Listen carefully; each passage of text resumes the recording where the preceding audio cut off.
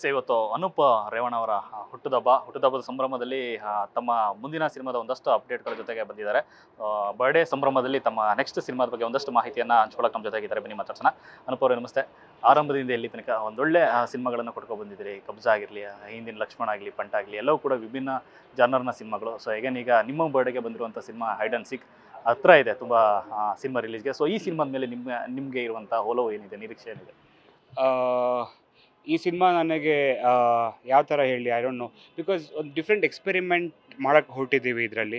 And director ಕೂಡ ಮೊದಲನೇ cinema ಆಗಿರೋದ್ರಿಂದ, ಆ್ಯಂಡ್ ಅವರು ಕಲ್ತಿರೋದು ಮುಂಚೆ ಬೇರೆ ದೊಡ್ಡ ದೊಡ್ಡ ಡೈರೆಕ್ಟರ್ ಜೊತೆ ವರ್ಕ್ ಮಾಡಿದ್ದಾರೆ. ಆ ಎಕ್ಸ್ಪೀರಿಯೆನ್ಸು ಮತ್ತು ಅವರು ಬೇರೆ ಬೇರೆ ಇಂಡಸ್ಟ್ರಿಯಿಂದ ನೋಡಿ, ಇವಾಗ ಬೇರೆ ಹಾಲಿವುಡ್ ಮೂವಿ ಆಗಲಿ, ಇಲ್ಲ ಸ್ಪ್ಯಾನಿಷ್ ಮೂವಿ ಆಗಲಿ, ಇಲ್ಲ ಚೈನೀಸ್ ಮೂವೀಸ್, ಆ ಥರ ಬೇರೆ ವೆರೈಟಿ ಮೂವೀಸ್ ನೋಡಿ ಅವ್ರ ವೇ ಆಫ್ ಮೇಕಿಂಗ್ ಯಾವ ಥರ ಇರುತ್ತೆ, ಅವ್ರು ಯಾಕೆ ಈ ಥರ ಇವಾಗ ಒಂದು ಸೀನ್ ತೊಗೊಂಡ್ರೆ ಅದನ್ನು ಯಾಕೆ ಈ ಥರ ಮಾಡ್ತಾರೆ ಅನ್ನೋ ಥರ ಅವ್ರು ಕ್ವೆಶನ್ ಮಾಡೋ ಒಂದು ವ್ಯಕ್ತಿ.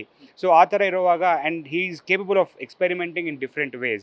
ಸೊ ಆ ಒಂದು ನನಗೆ ಇಷ್ಟ ಆಗಿತ್ತು ಅವ್ರ ವೇ ಆಫ್ ವರ್ಕಿಂಗಲ್ಲಿ. ಸೊ ಆ ಒಂದು ಕಾರಣದಿಂದ ನನಗೆ ಈ ಮೂವಿ ಇಸ್ ವೆರಿ ಸ್ಪೆಷಲ್ ಅಂತ ಹೇಳ್ಬೋದು. ಹಿಂದಿನ ಸಿನಿಮಾ ನೋಡೋದಾದ್ರೆ ಆರ್ ಚಂದ್ರ ಅವರು, ಈ ಕಡೆ ಇನ್ನೊಬ್ರು ಎಸ್ ನಾರಾಯಣ ಅವರು, ಇಬ್ಬರು ಘಟಾನುಘಟಿ ನಿರ್ದೇಶಕರು, ದೊಡ್ಡ ಹೆಸರು ಮಾಡಿದಂಥ ನಿರ್ದೇಶಕರು.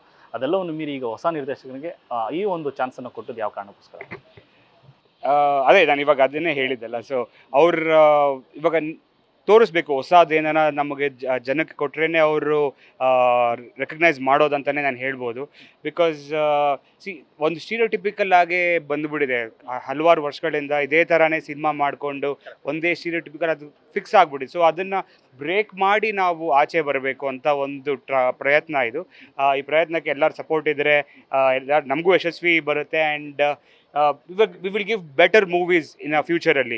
ಇದಕ್ಕಿಂತ ಇನ್ನೂ ಬೆಟರ್ ಆಗಿ ಒಂದು ಮಾಡಬೇಕು ಅಂತ ಇದ್ದೀವಿ ಕಾಂಬಿನೇಷನ್, ಸೇಮ್ ಕಾಂಬಿನೇಷನಲ್ಲಿ. So we need your support and love always. Anup ಅವ್ರ ಬಗ್ಗೆ ಮಾತಾಡ್ತಾ ಎಲ್ಲರೂ ತಲೆಯಲ್ಲಿ ಬರೋದು ಮೊದಲ ಪ್ರಶ್ನೆ ಏನಂತಂದರೆ, ಅದ್ಭುತ ಸಿನಿಮಾ ಕೊಟ್ಟಿದ್ದಾರೆ, ಅದ್ಭುತ ನಟನ ಗುರುತಿಸ್ಕೊಂಡ್ರೆ. 2 ಸಿನಿಮಾಗಳಲ್ಲೂ ಹಿಂದಿನ ನಟಗೆ ಮಾಡಿದಂಥ ಎಲ್ಲ ಸಿನಿಮಾಗಳು ಸೂಪರ್ ಹಿಟ್ ಆಗಿದೆ. ಅನಂತರ ಗ್ಯಾಪ್ ಅನ್ನೋದಿದೆಯಲ್ಲ ಸಿನಿಮಾಗೆ, ಯಾವ ಕಾರಣಕ್ಕೋಸ್ಕರ ಅಷ್ಟೊಂದು ಸ್ವಲ್ಪ ಗ್ಯಾಪ್ ಮಾಡಿದ್ದು? ಅದು ಗ್ಯಾಪು ನಾವು ಪ್ಲ್ಯಾನ್ ಮಾಡಿರೋ ಥರ ಏನೂ ಇಲ್ಲ. ಒಂದು ಕಬ್ಜಾದು ಒಂದು 3 years ಆಯಿತು. ಸೊ ಆ ಒಂದು ಲುಕ್ ಚೇಂಜ್ ಮಾಡೋಕ್ಕಾಗಿರಲಿಲ್ಲ ನನಗೆ. ಸೊ ಅದನ್ನು ಮೇಂಟೈನ್ ಮಾಡಲೇಬೇಕಾಗಿತ್ತು ಸಿನಿಮಾ ಫಿನಿಷ್ ಆಗೋವರೆಗೂ. ಸೊ ಆ ಮಧ್ಯದಲ್ಲಿ ಈ ಸಿನಿಮಾ ನಾನು ಮಾಡಿ ಮುಗಿಸಿದ್ದೆ. ಆ್ಯಂಡ್ ಕಬ್ಜಾ ಮುಗಿಲಿ ಅಂತಲೂ ಕಾಯ್ತಾ ಇದ್ವಿ. Because I could not change my look. ನಾನು ಇನ್ನೂ 2-3 ಸಿನಿಮಾಗಳು ಒಪ್ಕೊಂಡಿದ್ದೀನಿ, ಅದನ್ನು ನೆಕ್ಸ್ಟ್ ಮಾಡಬೇಕು.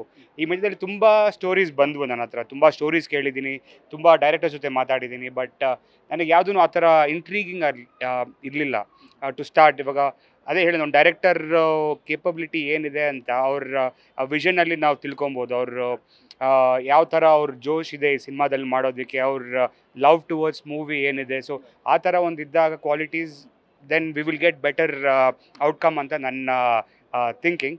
ಸೊ ಆ ಒಂದು ರೀಸನ್ನಿಗೆ ನಾನು ಇವ್ರನ್ನ ಜೊತೆ ಸಿನಿಮಾ ಮಾಡಬೇಕು ಅಂತ ಒಪ್ಕೊಂಡಿದ್ದು. ಇದಕ್ಕೆ ಮುಂಚೆ ತುಂಬ ಬಂತು, ಒಂದು 50-60 ಸಿನಿಮಾ ಕೇಳಿ, it's all similar action movie. So ಅದೊಂದು ಚೇಂಜ್ ಮಾಡಬೇಕು ಅಂತ ನಾನು ಪ್ರೀವಿಯಸ್ ಮೂವೀಸ್ನು ಕಬ್ಜಾ ಆಗಲಿ, ಇಲ್ಲ Panta, Lakshmana was a commercial movie, and Panta was also robbery and suspense ಅದೂ. ಆ್ಯಂಡ್ ಆದಮೇಲೆ ತಿರುಗಿ Kabzaa was pan India project, and ಅದು ಒಂಥರ ಡಿಫ್ರೆಂಟ್ ಎಕ್ಸ್ಪೆರಿಮೆಂಟ್ ಮಾಡೋಕ್ಕೆ ಹೊರಟಿದ್ರು. ಆ್ಯಂಡ್ ಇಟ್ ವಾಸ್ ಅದು ಯಶಸ್ವಿ ಆಗಿದೆ. ಒಳ್ಳೆ ಹೆಸರು ಬಂದಿದೆ ಕಬ್ಜಾಗೂ. ಆ್ಯಂಡ್ ಅದಾದಮೇಲೆ ಇದು ಹೈಡ್ ಆ್ಯಂಡ್ ಸೀಕ್. ಸೊ ಇದರಲ್ಲೂ ಕೂಡ ಒಂದು suspense and cinema story line ಅನ್ನೋದಕ್ಕಿಂತ ಅದರಲ್ಲಿ ನನ್ನ ಕ್ಯಾರೆಕ್ಟರ್ ನನಗೆ ತುಂಬ ಇಷ್ಟ ಆಯಿತು. It is both positive and negative. So ಆ ಒಂದು ಥರ ಒಂದು ಕ್ಯಾರೆಕ್ಟರ್ ಪ್ಲೇ ಮಾಡೋದಕ್ಕೆ ನಾನು ಮುಂಚೆಯಿಂದನೂ ತುಂಬ ದಿವಸ ಯೋಚನೆ ಮಾಡಿ ಈ ಥರ ಒಂದು ಕ್ಯಾರೆಕ್ಟರ್ ಅದನ್ನು ಟ್ರೈ ಮಾಡಬೇಕು ಅಂತ. ಆ್ಯಂಡ್ ಅದೇ ಟೈಮಲ್ಲಿ ಪುನೀತ್ ಅವರು ಸ್ಟೋರಿ ಹೇಳಿದರು. So it went well. ನಾವು ಇಲ್ಲಿವರೆಗೂ ರಿಲೀಸ್ ಬಂದಿದ್ದೀವಿ. ಆ್ಯಂಡ್ March 15th ಎಲ್ಲರೂ ಬಂದು ಥಿಯೇಟರ್ಸಲ್ಲಿ ಸಿನಿಮಾ ನೋಡಿ ಅಂತ ನಾನು ಕೇಳ್ಕೊತೀನಿ.